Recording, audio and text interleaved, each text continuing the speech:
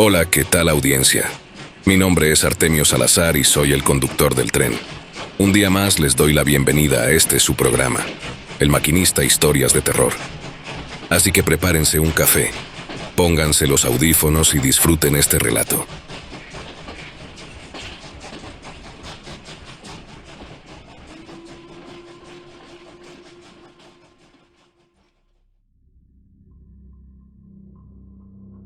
No sé qué tanto recuerde la gente, pero yo estaba ahí. Esto ocurrió en verdad y, si no me crees, eres libre de buscar la información en la web. Me llamo. Bueno, mejor no lo diga. ¿Para qué meterme en problemas? Pero en ese entonces yo trabajaba como voluntario en Protección Civil de Cuetzalan. Marzo de 2004. No se me olvida. Llovía fuerte esa semana. De esas lluvias de neblina y tierra mojada que huelen a encierro. A nosotros nos avisaron que había unos espeleólogos atrapados en una cueva, en Al-Passat. Dicen que se les metió el agua y que no pudieron salir. Así, simple, como un accidente. Pero desde el principio noté cosas raras. Primero, eran británicos. 3 hombres, decían. ¿Qué hacían 3 británicos en una cueva perdida de Cuetzalan, sin guía local y sin avisar a ninguna autoridad? Segundo, cuando llegamos al punto, ya había gente que no era ni del pueblo ni de ningún lado conocido. Algunos vestían como civiles, pero hablaban inglés entre ellos y se notaba que daban órdenes. Nosotros, los de Protección Civil, solo podíamos acercarnos hasta cierto punto. Nos decían que, por seguridad, pero era más bien que no querían que viéramos nada. Yo alcancé a entrar uno de esos días, porque nos tocó revisar la entrada y montar unas cuerdas de señal. Entré apenas unos metros, y eso me bastó para saber que no era una expedición cualquiera. No sé cómo explicarlo. No olía como otras cuevas, olía distinto. Y al fondo, muy al fondo, se escuchaba algo. No agua, no viento. Era como si algo se moviera muy lento, como respiración. Cuando volví a salir, ya habían llegado militares mexicanos. Montaron su campamento al lado del nuestro. Pero en la noche del segundo día, llegaron otros. Eran soldados también, pero no traían uniformes de aquí. Usaban un camuflaje distinto, más oscuro. Algunos traían banderas pequeñas del Reino Unido en el hombro. A ellos sí los dejaron pasar hasta adentro. Luego, todo se volvió más raro. El ejército mexicano fue replegado, así, sin más. Nos dijeron que no podíamos seguir participando, que ahora todo estaba bajo coordinación internacional. Uno de los jefes de Protección Civil hasta discutió con un tipo que se presentó como de la embajada británica. «Esto no es un rescate, es otra cosa», dijo en voz baja, pero yo lo escuché. La prensa llegó 1 o 2 días después. Algunos reporteros intentaron acercarse, pero no los dejaron. La nota que salió en los diarios fue que los 3 británicos habían sido rescatados, que estaban sanos y salvos. Pero yo los vi salir. No eran 3. Eran como 6, y 2 de ellos venían cargando una caja metálica grande, de esas como de laboratorio o equipo militar. No dejaron que nadie se acercara. Un comandante local de la policía, que ya falleció, me contó después que a él también lo apartaron. Me dijo que en la madrugada vio pasar una caravana de camionetas sin placas, negras, cerradas. Una de ellas tenía una antena larga y emitía un zumbido. Se dirigieron hacia el acceso secundario de la cueva, uno que casi nadie conoce. Los siguió desde lejos y alcanzó a ver que sacaban algo más, pero no supo qué. Otro detalle: los equipos que traían no eran comunes. Yo vi con mis propios ojos una especie de escáner o radar de suelo. Lo usaban apuntando al piso de la cueva. También instalaron cámaras con visión nocturna y otros aparatos que emitían sonidos como pulsos. Nada de eso es necesario para una exploración deportiva. Esos tipos estaban buscando algo. El último día que estuve cerca de la entrada, me acerqué a un rescatista que venía saliendo. Tenía el rostro pálido. Le pregunté qué había visto. Solo me dijo una frase que se me quedó grabada desde entonces. «Allá adentro hay algo. Algo que respira pero no está vivo. Es una puerta, como si la piedra estuviera viva. Después de eso, nos mandaron a nuestras casas. Protección Civil emitió un boletín nuevo donde ya ni siquiera mencionaban al ejército mexicano. Todo fue firmado por la embajada británica y por un tal grupo técnico de exploración. No volví a saber de esos hombres, nunca más. Ni una conferencia, ni un artículo, ni una sola palabra. Con el tiempo, trataron de enterrar la historia. Dijeron que era un simple rescate, que los espeleólogos estaban de vacaciones, pero la gente del pueblo sabe que no. Algunos vecinos vieron pasar los convoyes, vieron bajar los helicópteros. Otros dicen que en la noche se escuchaban ruidos dentro de la cueva, como lamentos. Yo lo que sé es que nadie más volvió a entrar. La cueva fue clausurada, oficialmente, por riesgo de derrumbe. Pero si tú pasas por ahí verás que está intacta. Solo le pusieron una reja y un letrero, y nadie se atreve a abrirla. Muchos años después, supe que en algunos códices antiguos nahuas ya se hablaba de esa cueva. Decían que era un lugar donde bajaban los dioses, que ahí vivía el aliento de la piedra. A lo mejor eso es lo que vinieron a buscar los ingleses. A lo mejor sabían más que nosotros. A lo mejor encontraron algo que no debían ver. Y yo, hasta hoy, no puedo olvidar esa frase. Es una puerta que respira. Yo no soy historiador, pero por azares del destino, después de mi servicio en Protección Civil, trabajé por años en el resguardo documental, tanto en archivos civiles como en algunos acervos universitarios. Por eso, cuando me preguntaron por primera vez por el Códice Ixone, supe que había pisado terreno delicado. Se habla poco de ese documento, y con razón. Oficialmente no existe. Si uno busca en los catálogos públicos de la UNAM o del INAH, no aparece. Pero quienes hemos trabajado en los sótanos del archivo histórico, sabemos que durante años hubo referencias cruzadas a un códice de origen náhua, de nombre Ixone, clasificado como fuente dudosa, y luego como pieza extraviada desde 1978. Ese códice describía, según las pocas notas que sobrevivieron, una grieta en la tierra, una abertura que soltaba aliento caliente y que no debía ser tocada. No era adorada, no era un santuario, era vigilada, custodiada, sellada. El texto, según los fragmentos conservados por el profesor E. Mendoza, fallecido en 1983, hablaba de una herida en el mundo, donde bajaron entidades no humanas, sin sombra, con ojos de nube y palabra venenosa. Decía que los pueblos nahuas del oriente no les rendían culto, sino que construyeron un cerco ritual. Hombres sabios, tlatoque, iban cada ciclo a reforzar los sellos con sangre, canto y obsidiana.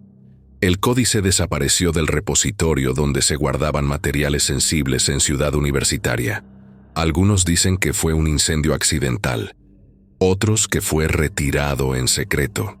¿Y por qué lo relaciono con los británicos y la cueva de Alpasat? Porque en 2011, cuando se filtraron ciertos archivos del MI6 a través de una base de datos rusa, encontré una mención directa al Project Apertum. Era un programa de rastreo e interpretación de umbrales no geográficos. Entre los materiales analizados estaba un documento indígena mesoamericano, proveniente de una colección privada en Londres, adquirido en México en los años 60. La descripción de la grieta, el aliento caliente, las entidades sin sombra, era el Códice Ixone. Ahora, mucha gente se ríe cuando uno menciona estas cosas, pero los documentos están ahí, a veces escondidos, a veces ignorados. Por ejemplo, en la Biblioteca Nacional hay una carta de Fray Juan de Zumárraga, escrita en 1531, donde se queja de los fetiches de los indios y menciona una cueva en la región de los Totonacas, donde el aliento de la tierra hiere la mente y vuelve torpes a los que se acercan sin rezar. Esa carta existe. Fue publicada en una recopilación de correspondencias en 1936. También hay un informe de la Inquisición fechado en 1602 que habla de un pozo infernal custodiado por indios rebeldes, donde una vez al año se escuchaban cantos de piedra. Esa frase, cantos de piedra, es idéntica a la usada en el Códice Ixone. ¿Coincidencias? Años después, supe por un colega de Inglaterra que el MI6 habría iniciado, entre 1965 y 1972, un programa en conjunto con el British Museum para adquirir documentos y objetos considerados mitológicamente inusuales. No les importaba si eran reales o no, solo que describieran patrones similares, portales, entidades no humanas, rupturas en el tiempo. De ese interés nació Apertum. Lo que se sabe, aunque muy poco se reconoce públicamente, es que durante la Guerra Fría hubo una carrera paralela entre Estados Unidos, la Unión Soviética y el Reino Unido, no solo por tecnología o armas nucleares, sino por sitios anómalos, zonas donde las leyes físicas parecen cambiar, sitios donde las brújulas fallan, donde el sonido rebota mal, donde los animales no entran. La cueva de Alpasat, en Cuetzalan, figura en mapas antiguos como un refugio de vapores, término usado por los cartógrafos coloniales para zonas donde se reportaban emanaciones del suelo que afectan el juicio. Desde entonces, me quedó claro que los británicos no vinieron a rescatar a nadie en 2004. Vinieron porque sabían de esa grieta, y sabían gracias al Códice Ixone, que probablemente compraron por medio del tráfico de piezas arqueológicas, algo tristemente común en los años 60, cuando coleccionistas privados vaciaron capillas, archivos municipales y hasta comunidades enteras sin dejar rastro. Lo que más me inquieta es que el códice no hablaba de la grieta como algo que debía abrirse. Al contrario, estaba sellada. Jamás he creído en las coincidencias. No después de Alpasat, después de todo lo que encontramos ahí, o mejor dicho, de todo lo que no pudimos encontrar. Uno pensaría que ese lugar es una anomalía aislada, una especie de error geográfico, una grieta mal cerrada por la naturaleza. Pero no es el único, ni siquiera es el primero. Durante años mantuve un archivo personal, una carpeta física, no digital, con copias de testimonios, recortes de prensa, mapas y cartas de otras zonas del mundo donde suceden cosas similares. Portales, puertas, huecos sin eco, algunos tan antiguos que ya no se les llama nada, otros tan recientes que los han querido enterrar bajo 10 capas de clasificación militar. Lo que todos tienen en común es su ubicación remota, su silencio y el miedo que producen incluso cuando uno solo los menciona. El primero que me obsesionó fue Bucegi, Monte Bucegi, en Rumania. Año 2003. Se filtró poco, muy poco, pero entre lo que se alcanzó a conocer estaba el testimonio del mayor Emil Strainu, un militar retirado que hablaba como quien ha visto demasiado y ya no quiere callar. Él decía que, durante unas excavaciones militares cerca de la cima, encontraron una cavidad cuyo interior cambiaba de temperatura sin razón. Bajabas 3 metros y era como entrar a una nevera. Bajabas otros 3 y sudabas como si te abrazara el Sahara. No había lógica, pero lo más extraño era cómo esa caverna rechazaba la tecnología. Radios, brújulas, incluso linternas LED. Todo fallaba al cruzar cierto umbral. Como si la cueva tuviera voluntad propia, escribió Strainu. Lo que no publicó, pero sí mencionó en una entrevista que casi nadie vio, fue que uno de sus hombres desapareció. No volvió a subir. Solo encontraron su mochila, perfectamente colocada al borde de un charco negro. Luego está el monte Shasta, en California. Las primeras menciones datan de 1870. Lo vinculan con Lemuria, esa civilización mítica que supuestamente desapareció bajo las aguas hace milenios. Pero más allá de las fantasías esotéricas, hay registros de verdaderas desapariciones, personas que fueron de excursión y no regresaron. O peor, que regresaron, pero no siendo ellos, no reconocían a sus familias y tenían los ojos completamente blancos durante días. Hay cartas de exploradores del siglo XIX describiendo una llanura de piedra dentro de la montaña, donde los ecos no existían y la brújula apuntaba al piso. Una vez encontré una nota escrita por un joven geólogo del gobierno estadounidense en 1948. Decía simplemente: no estamos equipados para entender lo que hay allá abajo. La nota estaba archivada en una carpeta marcada como resonancias inusuales, inexplorado. Y claro, la Cueva de los Tallos, Ecuador, 1976. Aquí fue donde casi dejo todo, porque cuando uno de los hombres más famosos del planeta, Neil Armstrong, visita en secreto una cueva perdida en la selva sudamericana, algo no cuadra. No fue un viaje oficial, no fue una visita de cortesía, fue una expedición con soldados británicos y ecuatorianos, cero prensa.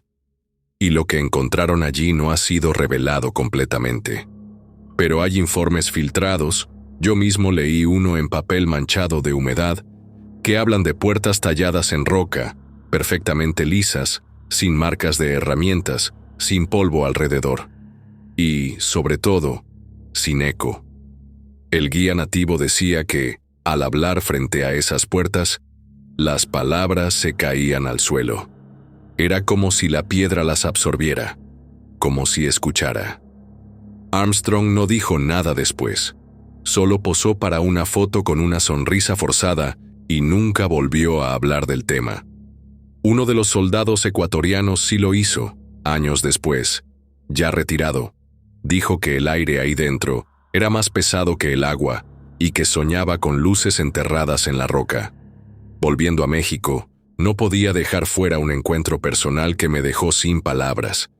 Entrevisté en privado a un exgeólogo militar. No diré su nombre, pero era alguien que trabajó directamente con cartografía del subsuelo en la región de Cuetzalan, a principios de los 90. Me lo dijo entre sorbos de café y con una voz que apenas se oía sobre el ruido de fondo. Nos dieron órdenes claras. No estudiar más allá de los 200 metros de profundidad, ni con radar, ni con perforación. Nada. Le pregunté si habían encontrado algo. Me miró en silencio durante unos segundos y luego dijo: nada. Y eso fue lo más raro. Porque allá abajo, siempre hay algo. Siempre. Algunos han querido explicar estas coincidencias con estudios de resonancia magnética subterránea. He visto esos mapas. No me convence del todo, pero hay patrones. Todas las zonas con puertas, por llamarlas así, se ubican justo donde convergen líneas tectónicas, campos magnéticos anómalos y, curiosamente, rutas antiguas de migración humana. Como si algo allá abajo estuviera marcando el paso, guiando, atrayendo. Hay lugares donde los animales no se acercan, donde los árboles se tuercen ligeramente hacia afuera, donde los murmullos no rebotan y los GPS giran en círculos. Lugares donde la lógica se deshace sin violencia, como si nunca hubiera existido. Al-Passat no es único, solo es el que me tocó ver más de cerca. Cada una de estas puertas, si lo son, parece no llevar a un lugar, sino a un estado distinto. No es un túnel, ni un pasaje. Es una ruptura, un doblez en la tela que cubre nuestro mundo. Y aunque los geólogos, militares o místicos tengan sus propias formas de llamarles, vórtices, portales, fallas acústicas, todos coinciden en algo. No son de aquí, ni siquiera son para nosotros. Y cuando uno se da cuenta de eso, de que quizás nuestro planeta tiene habitaciones selladas que no nos pertenecen, comienza a entender por qué nos repelen, por qué nos borran, por qué el eco no rebota. Solo queda una pregunta: si estas puertas no son humanas, ¿quién las dejó abiertas? Todo lo que hemos hablado hasta ahora, las cavernas sin eco, las puertas lisas, los aparatos que se apagan, podría explicarse como rarezas geológicas. Anomalías, lugares que, por su composición o ubicación, trastornan nuestra percepción. Incluso podría aceptarse que provocan miedo, porque el cerebro humano busca patrones, Y cuando no los encuentra, inventa historias. Pero hay algo que no puede explicarse así: los testimonios sobre lo que sale de esos lugares. No se trata de monstruos mitológicos ni de criaturas salidas de libros de ciencia ficción. Los relatos más inquietantes no hablan de colmillos ni garras, hablan de presencias, de figuras, de personas que parecen humanas, pero no lo son del todo. Algunos los llaman guardianes, otros dicen que son ecos o dobles. En documentos más antiguos, como el manuscrito tihuanaco de Bolivia, se les describe como los que cruzan sin dejar sombra. Durante años, recogí anécdotas de personas que vieron cosas cerca de esas puertas. No hablo de exploradores ni de esotéricos, hablo de soldados, obreros, montañistas, gente sin nada que ganar al contar lo que vieron. El primero que me marcó fue un ingeniero rumano llamado Vlad Ciobanu. En el año 2004, trabajaba cerca de Busegui con un equipo de perforación. Su labor era medir la resistencia del suelo. Una noche, mientras acampaban, vio algo que no se atrevió a contar por años. Me escribió en 2012, después de leer una entrevista mía en una revista olvidada. Decía: estaba sentado fuera de la tienda. Eran casi las 3 de la madrugada. Oí pasos en la grava, pero eran suaves, como si alguien caminara descalzo. Pensé que era uno de mis colegas, pero al voltear, vi a un hombre alto, muy delgado, con una túnica gris. No tenía linterna ni mochila. Se detuvo a unos 10 metros y me miró. Eso fue lo que me asustó. No tenía rostro. O lo tenía, pero no era para mí. No lo entendí. Era como ver una estatua de mármol desde muy cerca, pero viva. Después de unos segundos, dio la vuelta y se metió en la cueva. Nadie me creyó.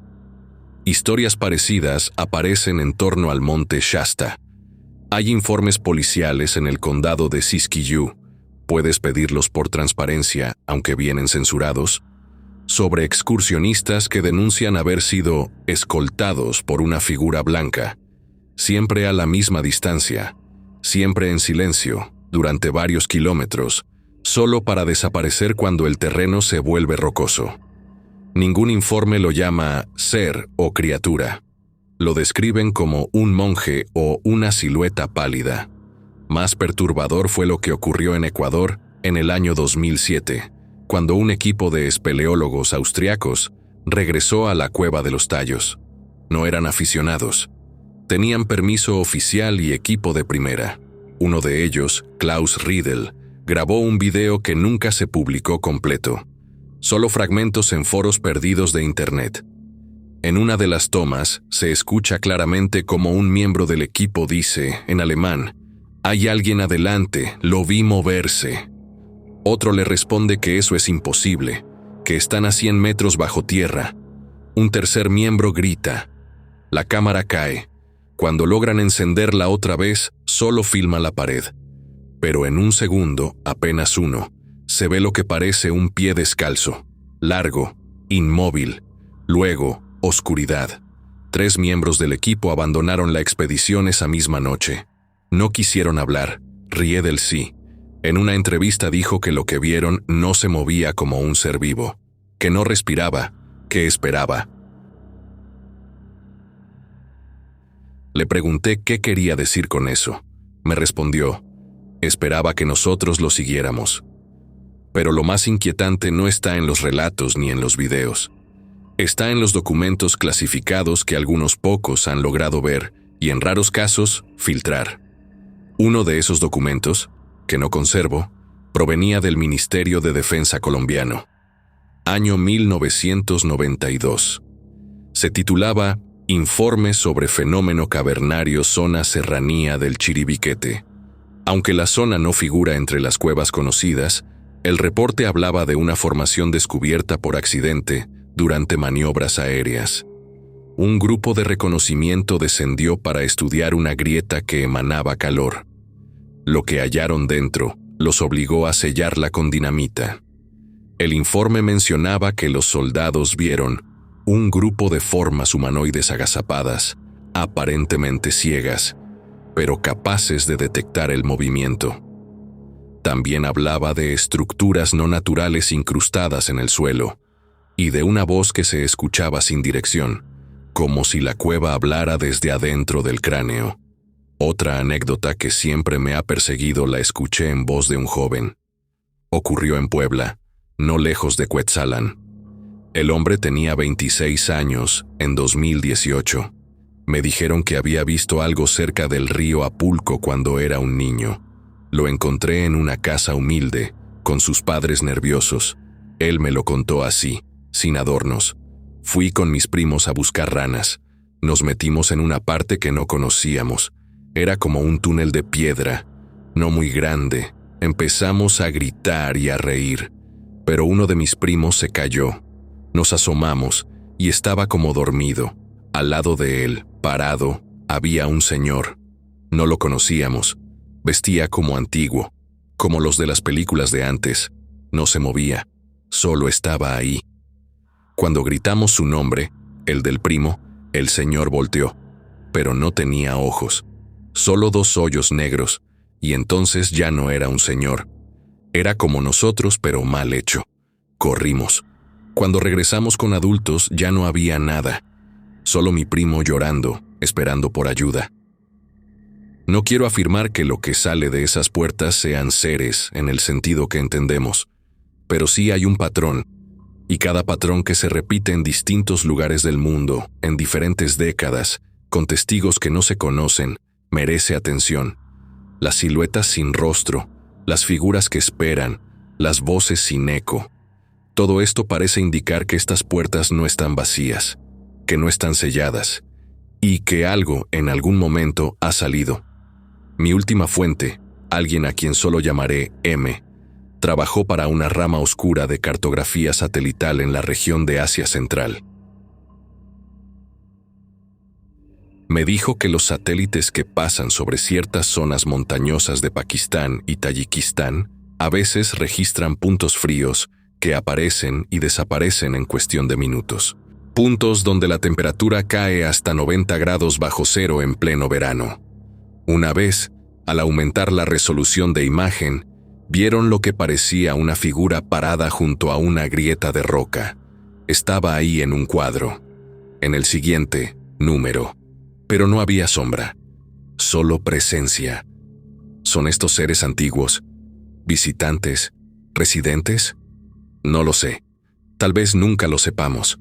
Tal vez las puertas no conducen a otro lugar, sino a otra forma de existencia. Una forma que apenas podemos intuir, como el reflejo de un rostro que no nos pertenece. Solo sé una cosa: Al-Passat no fue el principio, y desde luego, no será el final.